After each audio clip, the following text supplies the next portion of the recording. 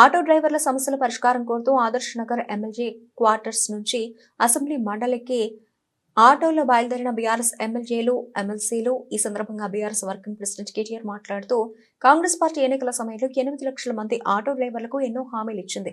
ఆ హామీలు ఏవీ అమలు కాలేదు.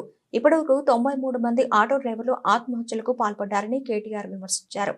కార్మికులకు సంక్షేమ బోర్డును వెంటనే ఆటో కార్మికులకు వెంటనే ఆటో కార్మికులకు సంక్షేమ బోర్డును వెంటనే ఆటో కార్మికులకు ఇచ్చిన హామీలను వెంటనే ఆటో కార్మికులకు ఇచ్చిన హామీలను వెంటనే జై తెలంగాణ జై తెలంగాణ ఆటో కార్మికులకు ఇచ్చిన హామీలను వెంటనే ఆటో కార్మికులకు ఇచ్చిన హామీలను వెంటనే ఆత్మహత్య చేసుకున్న